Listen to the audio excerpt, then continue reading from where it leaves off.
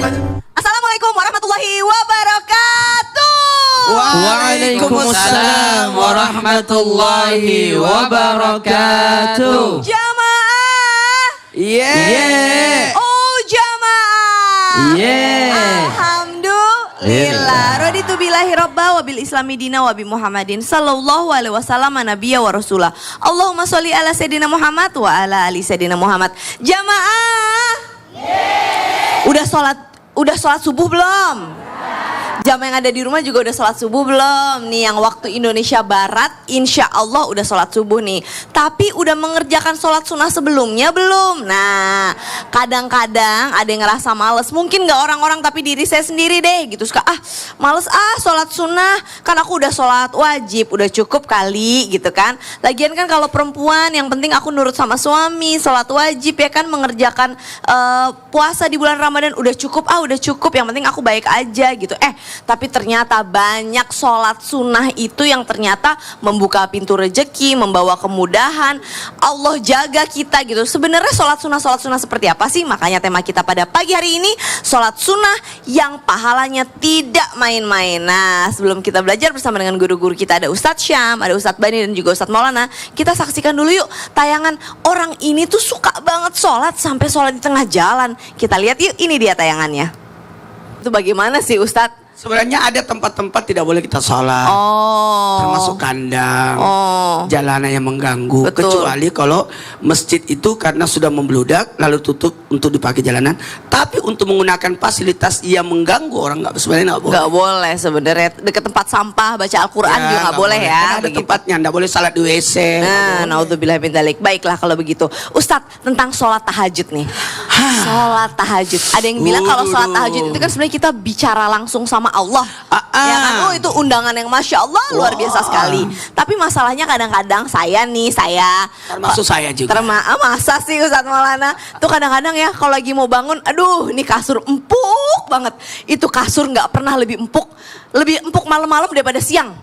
Itu selimut lebih hangat malam-malam daripada siang. Caca kalau sudah umur 50 tahun kayak saya, itu susah terasa, tidur. Pasti bangun. Nah, ini kita anak-anak muda ini gimana sih Ustadz? Kenapa bisa seperti itu?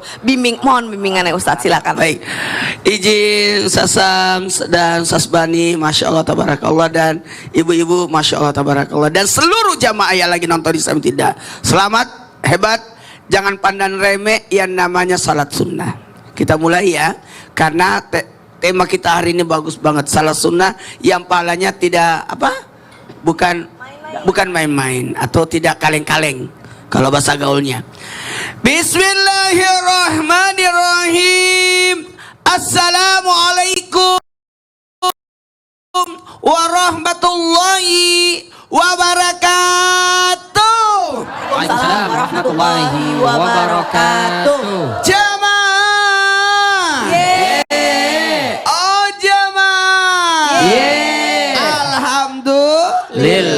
Alhamdulillahirabbil alamin. Allahumma shalli ala sayyidina Muhammad. Satu betul pujian dan rasa syukur kita 21 Jumadil Awal, berarti tinggal 3 bulan lagi, 10 hari menuju bulan suci Ramadan. Masya Allah tabarakallah.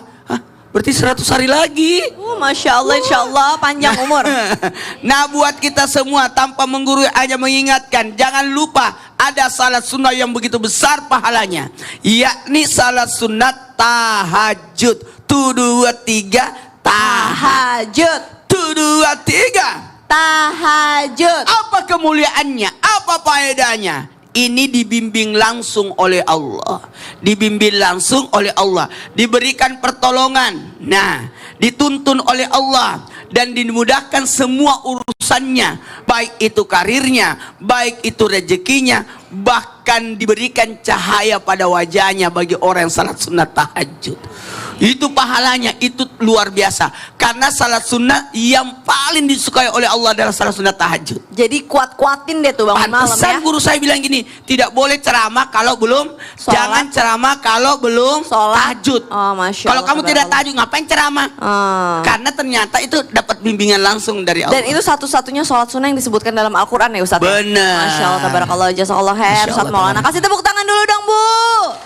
Langsung deh kita mau belajar sama Ustadz Bani. Ustadz Bani katanya ada nih sholat ya, yang sebenarnya cuma 1 rakaat, tapi sebenarnya Allah sukain. Apa sih? Mohon bimbingannya. Masya Allah. Mohon izin guru kami Ustadz Maulana, Ustadz Syam, Kak Caca, serta ibu-ibu yang ada di studio yang soleha dan cantik-cantik di masanya. Masih ya, masih masanya ya. Assalamualaikum warahmatullahi wabarakatuh. Waalaikumsalam warahmatullahi wabarakatuh. Alhamdulillah wassalatu wassalamu ala Rasulillah wa ala alihi wa ashabihi wa mawalah. La haula wa la quwata illa billah. Allah Subhanahu wa taala memerintahkan kepada kita melalui lisan Nabi kita Muhammad sallallahu alaihi wasallam, ya ahlal Quran autiru innallaha yuhibbul witra. Masya Allah, innallaha witrun yuhibbul witra. Kata Rasulullah sallallahu alaihi wasallam, ya ahlal Quran, wahai orang-orang yang Allah karuniakan kepada kalian Al-Quran. Ibnu Mas'ud mengatakan ini maknanya adalah para penghafal Quran, orang-orang yang selalu bermulazamah dengan Al-Quran seperti guru kita Ustadz Syam. Berarti kita yang lain enggak. Di surah apa Ustadz Syam? Autiru, sholat witirlah kalian. Masya Allah. Ini kata sebagian ulama, diantaranya Ibnu Mas'ud. Tapi mayoritas ulama mengatakan kita ini semua adalah ahlul Quran. Sebagaimana Allah katakan, summa aurasnal Quran, summa aurasnal kitab alladina astafaina min ibadina. Kami wariskan, kami berikan Al-Quran itu kepada hamba-hamba kami. Jadi kita, umat Nabi Muhammad SAW adalah ahlul Quran. Apa kata Allah Subhanahu wa taala melalui lisan nabinya? Autiru, sholat witirlah kalian. Kenapa? Innallaha witrun yuhibbul witra. Karena Allah itu tunggal, Allah itu esa, maka Allah senang dengan yang ganjil-ganjil. Makanya salat witir ini itu namanya salat witir. Secara bahasa artinya ganjil. Maka boleh dikerjakan 1, boleh dikerjakan 3 rakaat, boleh 5 rakaat, boleh 7, boleh 9, boleh 11 rakaat. Tapi kata Rasulullah sallallahu alaihi wasallam, fa idza khasyiya subha, kalau dia khawatir mepet ke subuh, fa shalla raq'atan wahidatan, cukup salat 1 rakaat saja. Masya Allah. Bisa nggak kira-kira Bu kita salat 1 rakaat saja? 1 rakaat saja kalau sudah mepet dengan subuh, itu Masya Allah, Allah Subhanahu wa taala akan mencintai orang tersebut.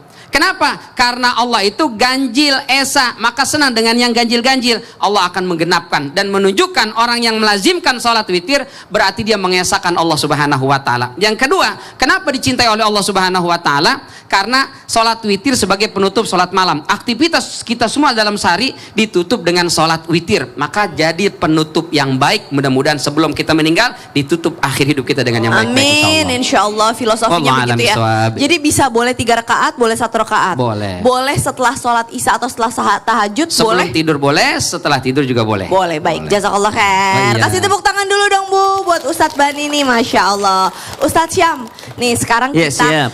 Bu, saya mau nanya, di sini siapa yang punya utang angkat tangan? Yang mau angkat tangan. Pengennya sih kita bebas dari utang ya Bu ya. Amin. Kita pusing nyari rezeki kanan kiri. Tapi ternyata itu boleh ikhtiar tentunya. Tapi ada juga ikhtiar sholat sunnah yang katanya bisa memudahkan kita untuk terbebas dari hutang. Tuh gimana ya Ustadz Syamon bimbingannya? Baik, tabi guru-guruku, jamaah yang dimuliakan Allah Subhanahu wa taala. Al-Qur'an surah Al-Qasas ayat 82. A'udzu billahi minasy syaithanir rajim. Bismillahirrahmanirrahim. وأصبح الذين تمنوا مكانه بالأمس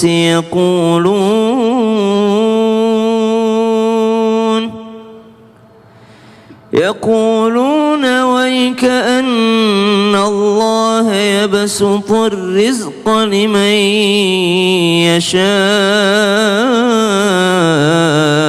من عباده ويقدر لولا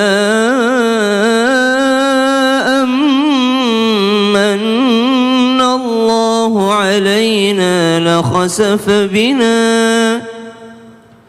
وكأنه لا يفلح الكافرون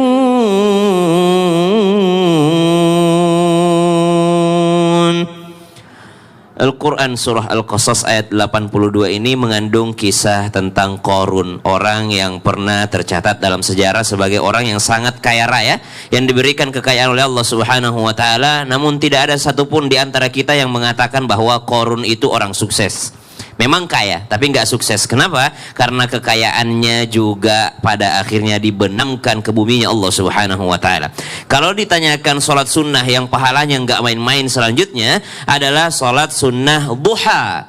Di mana sholat sunnah duha ini 70 lebih sahabat meriwayatkan tentang sholat sunnah duha.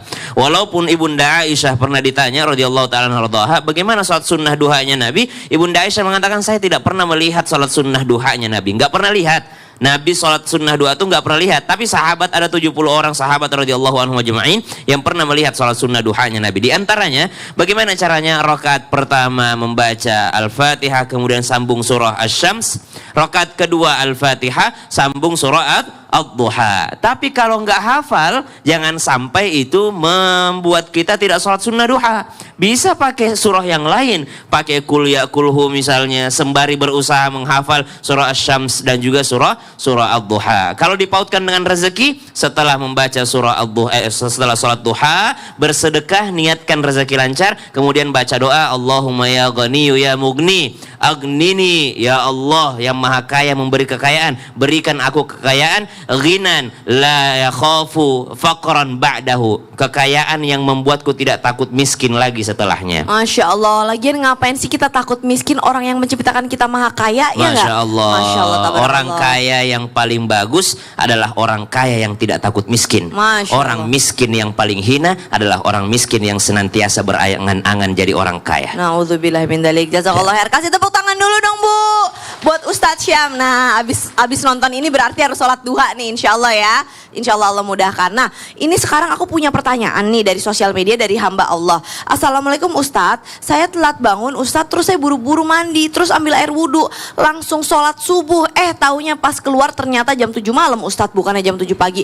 Terus sholat saya gimana nih Ustadz Maulana? Astagfirullah. Ini pasti tidur maghrib ini. Atau tidur sebelum maghrib. Orang yang tidur sesudah asar itu jadi linglung. Oh, bingung. Jangan-jangan dia sudah pakai baju seragam lagi buat sekolah. Kalau cuma dia dilihat sendiri aman, tapi kalau keluar dari rumah dilihat tetangga. Ya kan, abis ini Jamaah Islam itu Indah kita masih akan belajar lagi tentang sholat-sholat sunnah yang Masya Allah jadi membawa kemudahan ada buat berapa kita. Tadi ada sholat tahajud, ada sholat witir dan juga duha. Masih ada lagi, jadi jangan kemana-mana, tetap di Islam itu Indah. Jamaah Alhamdulillah. Makanya Bu, jangan tidur sesudah asar.